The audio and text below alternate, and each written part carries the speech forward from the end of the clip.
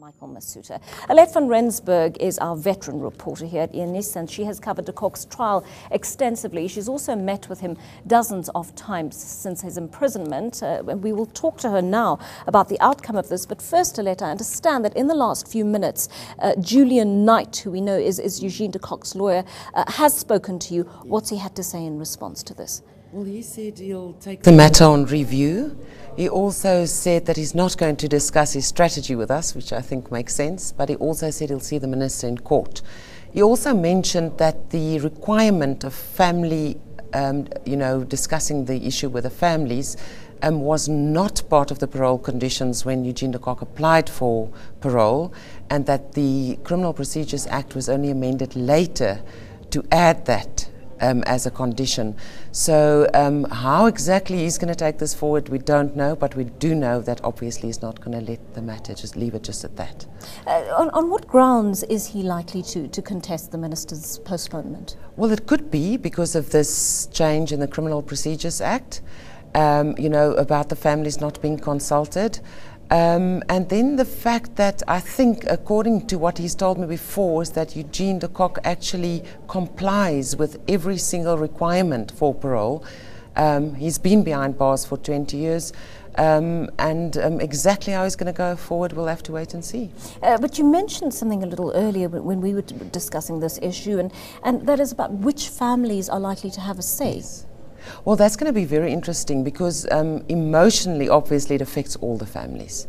But on a legal level, there are actually only 6 families that are still affected by this, because the sentences that he's still serving because he didn't get amnesty was for the 2 incidents. And that involves 6 families. That was the families of the Nelspruit 5 and then Yapi Maponya's families. Those are the people. So I assume we'll have to ask a legal expert or the minister if those are the families you want to talk to. Alet, what I thought was interesting was another comment the minister made, speaking about not just the fact that families hadn't been consulted, but secondly, that no attempt at restoring De Kock's links with his family members have been made. Can you tell us anything about that? Well, De Kock has basically lost everything.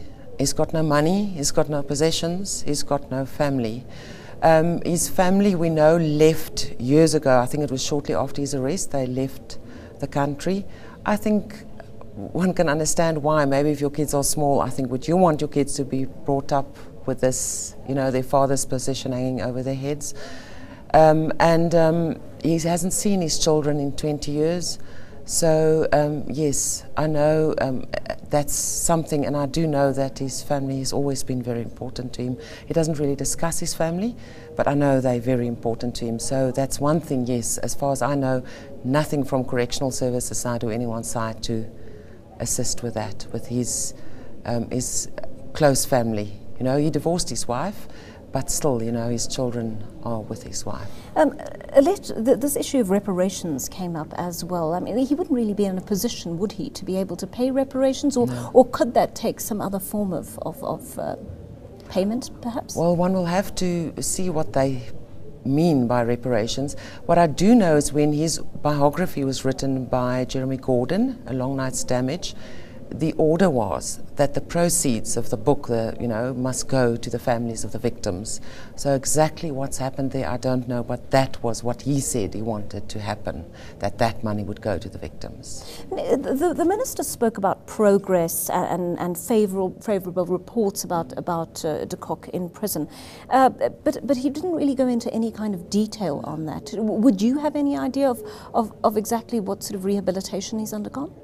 Well, I think part of it is the fact that he's done so much to try and help find the remains of the victims so that the families can bury their loved ones. I know that recently they've been trying to find the remains of Yapi Maponya, who was buried in Swaziland. They haven't had any success so far, so that they can, the family can actually say goodbye. So he's done a lot to try and help the families. We know he's apologized. We know he's helped with the Truth Commission. If he hadn't come forward and actually exposed the link, and the orders they had, and that how many top generals and how many politicians knew and were involved, or at least knew what they were doing, I don't think the Truth Commission would have discovered so much as it did. And I think because of him talking, a lot of other people people also then applied for amnesty who might not have applied if it weren't for Eugene De Kock.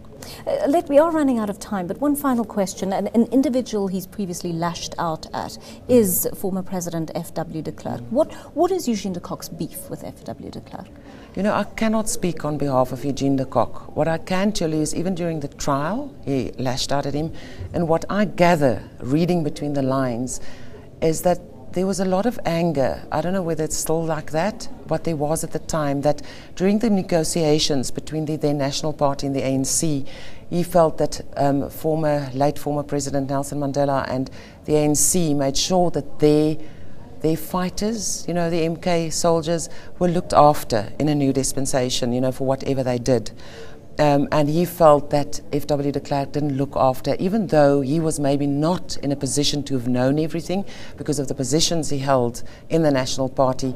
I mean, that I think he's proved, Eugene De Kock has proved that there were ministers who knew. I mean, Adriaan Vlok was one of them who's come forward and apologized. So there must have been people in the National Party, and he just felt let down, that the National Party and FW as its last leader let down their foot soldiers. Alet van Rensberg, thank you so much for putting us in the picture there. And of course, that completing our breaking news, our coverage of the press conference that took place a short while ago, in which Justice Minister Michael Masuta announced that Eugene De Kock, apartheid-era assassin, will remain in jail for at least the next year while he reviews the decision on his application for parole and consults with the various families who were affected. You deserve to know more. eNCA.com